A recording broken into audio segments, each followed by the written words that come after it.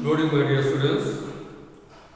इससे पिछली क्लास में मैंने आप लोगों को जीवन संग्राम, जो कि आपका लेखक है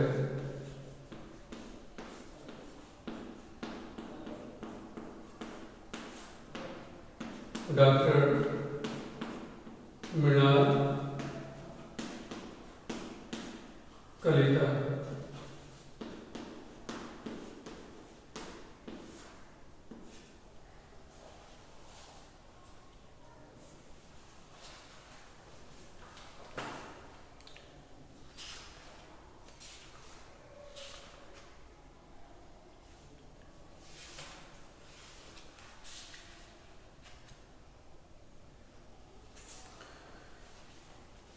सिद्धार्थ और निर्मल के बारे में हम लोग पढ़ रहे थे।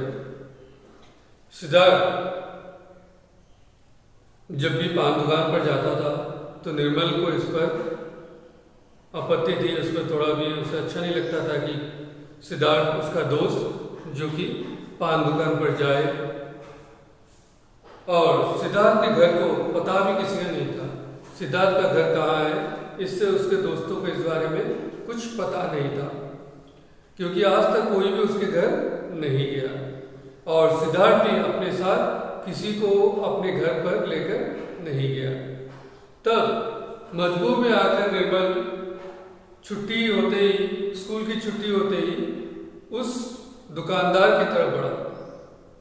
निर्मल को देखकर पहले दुकानदार थोड़ा हकबका गया, थोड़ा घबरा गया, और उसी दुकान के सामने बाइक पर दो युवक बैठे हुए थे, दो लड़के बैठे हुए थे। तब उन दो लड़कों को देखकर निर्मल को थोड़ा शक भी हुआ। सिद्धार्थ, तब उसने उससे पूछा दुकानदार से कि सिद्धार्थ यहाँ आया है क्या? निर्मल ने दुकानदार से जब पूछा तो दुकानदार ने इसका जवाब दिया, नहीं, वो कई दिनों से यहाँ पर नहीं आया है। और जब निर्मल ये सुनते ही वहां से जैसे ही लौटा, तब दुकानदार ने उसे धमकी भी दिया और धमकी देते हुए कहा कि अगर कोई काम ना हो तो तुम यहाँ पर नहीं आना। जब निर्मल वहां से लौटने लगा, वो पैदल ही जा रहा था। जैसे ही उसने स्कूल के गेट को पार किया, वैसे ही एक घटना उसके साथ घट गई। एक बाइक धीमी रफ्तार से उसके पास आया और पीछे के सीट पे जो लड़का बैठा हुआ था, वो आते ही सीधा निर्मल के मुंह पर एक घूसा जड़ दिया। निर्मल कुछ समझ पाता या कुछ कर पाता, उससे पहले ही वे दोनों उसी बाइक पर उठकर तेजी से वहां से भाग गए। निर्मल की नाक पर तो चोट लगा था घूसा के कारण, और उसके नाक से काफी खून भी बहने लगा। वो दर्द से तड़पने भी लगा था और अपना मुंह ढककर वहीं पर ही बैठ गया। सड़क के उस पार सिटी बस से उतरते समय जब सिद्धार्थ ने यह घटना देखा, वो दौड़कर सीधा निर्मल के पास आकर पूछा कि क्या हुआ, तुम्हें किसने मारा? पान दुकान पर गया था, वहां से लौटते वक्त दो लड़कों ने मुझे मारा। वे लोग दुकान के सामने बाइक पर ही बैठे हुए थे। तब निर्मल ने कहा सिद्धार्थ से कि दुकानदार कोई अच्छा आदमी नहीं है। निर्मल ने एक ही सांस में सब कुछ कह दिया। दुकान पर गए थे, सिद्धार्थ ने गुस्से में कांपते हुए कहा, तुम वहां क्यों गए थे? तब उसने कहा, तुम्हें ढूंढने के लिए। वहां तुम कभी मत जाना, तुम्हारे वहां जाने के कारण ही मुझे भी जाना पड़ा। अगर तुम वहां नहीं जाओगे तो मैं भी नहीं जाऊंगा, और तुम उसी दुकान पर जाते हो इसलिए मुझे उस दुकान पर जाना पड़ा, और ये सब हुआ। सिद्धार्थ ने इस बारे में कुछ भी जवाब नहीं दिया। कुछ कहने के लिए उसके पास शब्द नहीं बचे थे। वो बेचैन भी हो गया था। इसी बीच तेज दर्द के साथ कुछ शब्द सिद्धार्थ को भी सुनाई दिया। तुम मुझे ढूंढने आए थे या पान दुकान पर आए थे? तब अचानक से निर्मल ने कहा, तुम मुझे ढूंढने आए थे या फिर तुम पान दुकान पर गए थे? वहां पर आए हो या फिर मुझे? सिद्धार्थ ने देखा कि निर्मल अपने मुंह पर से दोनों हाथ हटाकर उत्तर पाने की आशा में उसी की ओर देख रहा है, क्योंकि निर्मल ने उसे प्रश्न किया है कि तुम पान दुकान पर आए थे या फिर मुझे ढूंढकर। इस प्रश्न का जवाब देने के लिए निर्मल उसकी ओर देख रहा था कि सिद्धार्थ उसका क्या जवाब देता है, और उसके मुख से या नाक से काफी खून भी बह रहा था। तभी निर्मल ने कहा कि तुम्हें क्या हुआ है, मुझे तुम्हें बताना ही पड़ेगा सिद्धार्थ। निर्मल ने यह बात फिर उससे कहा। सिद्धार्थ ने ध्यान से देखा, निर्मल के दोनों हाथ खून से रंगे थे। दर्द के मारे उसका शरीर भी कांप रहा था। आज सिद्धार्थ बहुत दिनों के बाद पढ़ने के लिए बैठा है, पर उसका मन अब पढ़ने में नहीं लग रहा। जब वो खिड़की खोलकर बाहर की ओर देखता है तो बाहर सिर्फ उसे कीचड़ से बड़े गड्ढे ही दिखाई देते हैं। जल्दी वहां एक धीरे धीरे शायद वहां पर एक फ्लैट भी बन जाएगा। ऐसा दृश्य उसने कभी नहीं देखा था, क्योंकि उस गड्ढे कुंभे में जल कुंभे से होते हुए हजारों झुग्गी चिपका रहे हैं, इसने वो देखा नहीं था। उस निर्मल से कही गई बातों को भी उसके कानों पर गूंज रहा था। उसे क्या जरूरत था कि वो पान दुकान पर मुझे ढूंढने के लिए जाए? उसे मेरे बारे में जानने की जरूरत ही क्यों है? उसे भला इससे क्या फायदा हो सकता है? सिद्धार्थ की आंखों के सामने निर्मल का जो चेहरा था वो बार बार उसके आंखों के आगे आ रहा था, और उसे ऐसा लग रहा था कि हर एक बार निर्मल मुझसे प्रश्न कर रहा है कि सिद्धार्थ तुम्हें क्या हुआ है, मुझे तुम्हें बताना ही पड़ेगा। जब शाम हो गया, सिद्धार्थ और निर्मल नदी के किनारे एक शांत संगीत के द्वारा वहां पर बैठे हुए थे। नदी भी अपनी गति से ही बह रही थी, और कोई अनजान नदी के शांत जल में चोंच मारने का कोशिश भी कर रहा था। और देखा जाए तो जिस प्रकार का प्रकृति में वो बैठा हुआ था, वो प्रकृति काफी मनोरंजन और देखने लायक, यानी लुभावनी भी कहा गया है, काफी सुंदर दृश्य भी हम कह सकते हैं। लेकिन देखा जाए तो इस संसार में उसके लिए ये बहुत ही एक अनजान सफर था। वो वहां पर शांत बैठा हुआ था और प्रकृति के दृश्यों को देख रहा था, और धीरे धीरे सूर्य ढलने का भी स्थिति वो देख रहा था। लेकिन इन सब प्रकृति के आनंद के बीच में भी उसे वही बात पूछ रहा था कि सिद्धार्थ क्या हुआ है, तुम मुझे बताना ही पड़ेगा।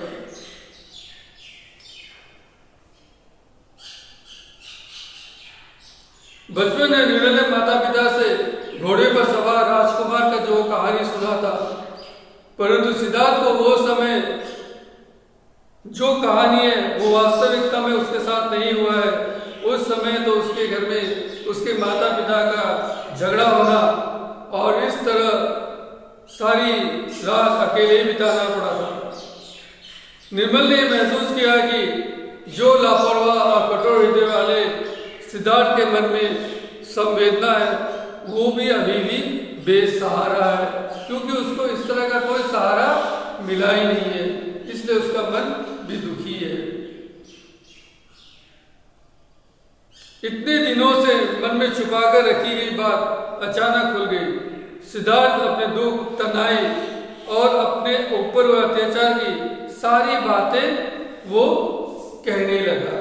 जो जो उसके साथ घटा था, जिस कारण वो अकेला है, जिस कारण उसका मन विचलित है, जिस कारण वो वो किसी काम को एकाग्रता से मन लगाकर नहीं कर पाता, उसकी सारी बातें, उसके जो घर का स्थिति हाल किस कारण हुआ है वो सब उसने बताया।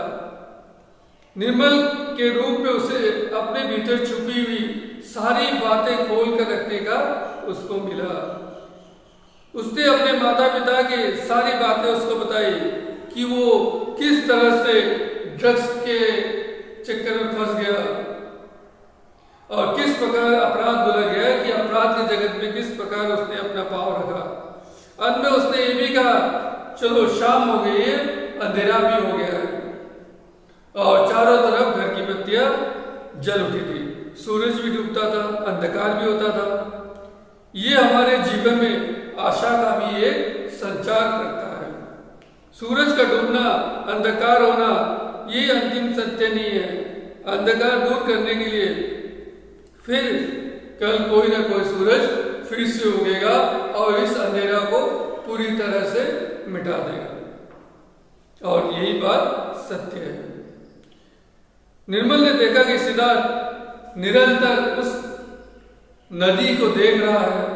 फिर उसने सिद्धार्थ से कहा, सब समयग्रस्त होकर तुमने कभी कोई अच्छा काम नहीं किया। समय के अनुसार तुमने कोई भी अच्छा काम अब तक नहीं किया है, और मैं उल्टे तुमने धीरे धीरे और भी अपने समस्याओं को बढ़ाया है, या फिर समस्या को तुमने जन्म भी दिया है। इस पर सिद्धार्थ ने कहा, ड्रग्स से छुटकारा पाना इतना सहज नहीं है। आज मैंने ड्रग्स नहीं लिया है, इसलिए देखो मेरा पूरा शरीर यानी हाथ पांव सब कुछ कांपने लगा है। निर्मल ने देखा कि सचमुच सिद्धार्थ का शरीर भी कांप रहा है, उसके मुंह से आवाज भी नहीं निकल रही है। ये सब इतना आसान नहीं है, जानता हूं, लेकिन तुम इधर कुछ ज्यादा ही ड्रग्स लेने लगे थे। मैंने किताब में पढ़ा था कि ड्रग्स मनुष्यों को जल्दी ही मृत्यु की ओर ले चलता है। ड्रग्स पाने के लिए आदमी सही काम के अलावा गलत काम की ओर आगे बढ़ता जाता है। जानता हूं, मैं भी इसी रास्ते में चल रहा हूं। सिद्धार्थ के चेहरे पर भय की छाया अब धीरे धीरे फैल चुका था, क्योंकि वो बातें को बता रहा है जिसे उसके हृदय में था। निर्मल ने सिद्धार्थ को ड्रग्स छुटकारा पाने का भी एक उपाय उसने बताया कि जिस ड्रग्स के चपेट में तुम पड़ चुके हो, वो ड्रग्स की चपेट से तुम किस प्रकार निकल सकते हो, किस प्रकार उसे छुटकारा पा सकते हो। और इसके लिए मैं ये काम अकेले भी नहीं कर पाऊंगा, तुम्हें इसके लिए डॉक्टर के पास जाना पड़ेगा। डॉक्टर को अपनी सारी समस्या के बारे में तुम्हें बताना पड़ेगा, और तभी तुम इससे बाहर निकल सकते हो। और तुम्हें लोगों को भी बताना पड़ेगा। ये सुनते ही सिद्धार्थ भयभीत हो गया, डर गया, क्योंकि ये बात किसी को मत बताना। और तब निर्मल ने कहा, तुम्हें डरने की कोई जरूरत नहीं है, ये बात मैं महेंद्र सर को नहीं बताऊंगा, वे तुम्हें स्कूल से निकाल देंगे, तब इसका समाधान नहीं हो सकता। जब अगर मैं स्कूल के सर को बता दूंगा तो इसका समाधान तो होगा नहीं। सारी बातें मैं अनुभव सर से कहूंगा, वो बातों को समझते हैं, तब वो हमें कोई ना कोई उपाय जरूर बताएगा। इस बार सिद्धार्थ ने इस बात पर उसे रोका नहीं, इसका विरोध नहीं किया। बहुत दिनों के बाद वो किसी का आश्रय में थोड़ा आराम या विश्राम महसूस कर रहा था। असल में बात क्या जानते हो, हमारा मन, तुम कह रहे जिंदगी ने तुम्हें धोखा दिया है। बेवकूफ, जिंदगी जो है वो सबसे अनमोल चीज है, और इसे हमें सही तरीके से जीवन में उतारना चाहिए। ये नदी, जो नदी है प्रकृति, पहाड़, झरने, आकाश, चांद, तारे, ये सभी देखने में कितने सुंदर लगते हैं। हम इन्हें भी अपना बना सकते हैं। जो तुम अकेले अपने आप को बता रहे हो, ये भी तो है, इन सबके साथ तुम जोड़ सकते हो, इन्हें भी अपना बना सकते हो। ये संग्राम में जीवन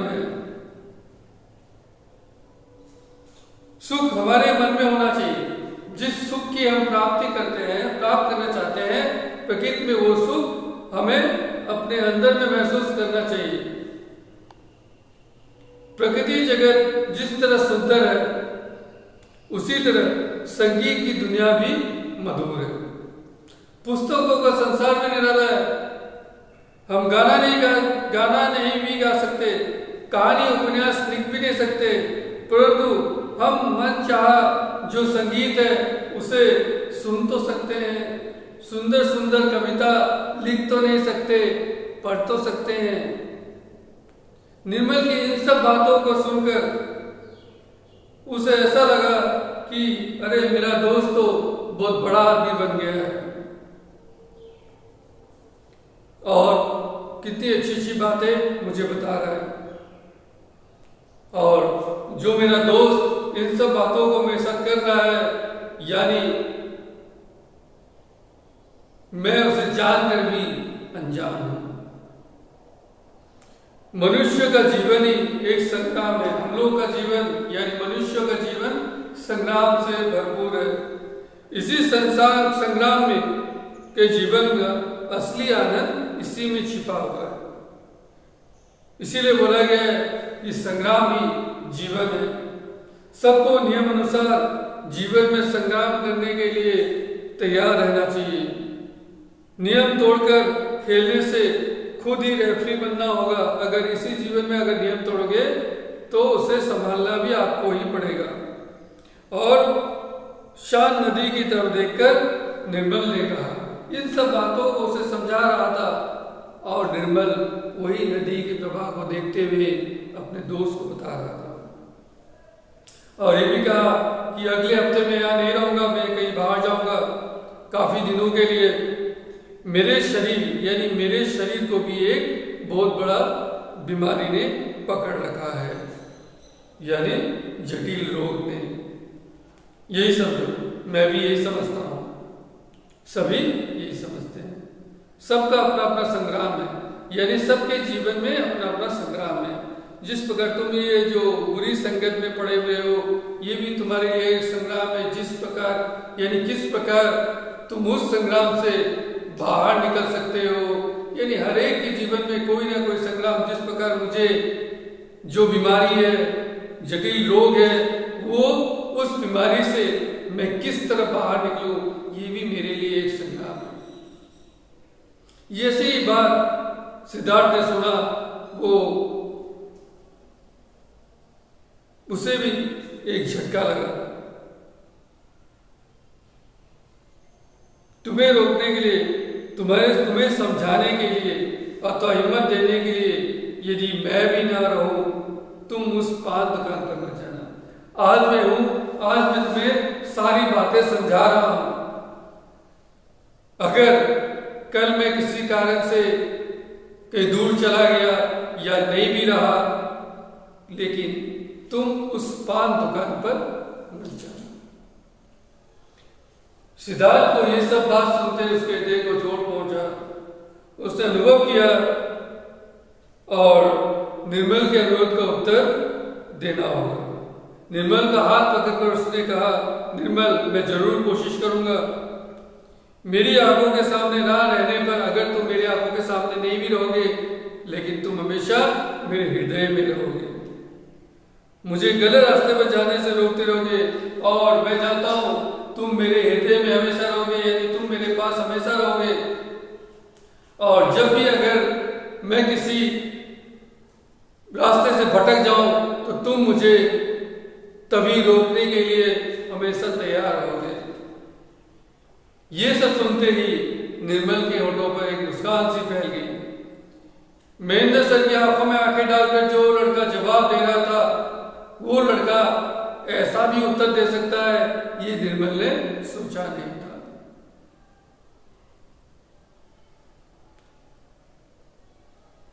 इसलिए भीतर का आदमी कभी नहीं मर सकता।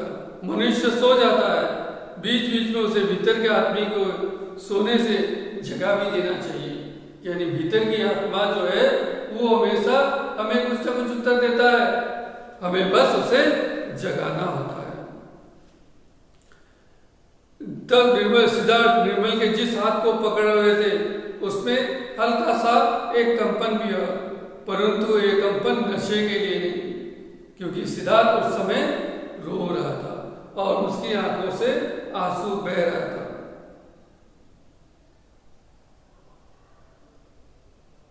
अंधेरे में यदि उसकी आंखों से एक दो बूंद आंसू टपक भी गया तो यानी कहा गया इसमें हानि क्या है, क्योंकि उसने पछताया है, उसे मालूम हुआ है कि जिस काम को उसने किया है वो गलत है और वो आगे में नहीं करेगा। यानी उसके भीतर का आदमी को उसने जगाने की कोशिश किया है और उसके हृदय में जो एक सच्चा साथी का वास है वो नहीं भी रहे तब भी उसे हर बुरे राह में उसे रोकते रहेगा। ऐसे ही साथी की उसे जरूरत है और जो कि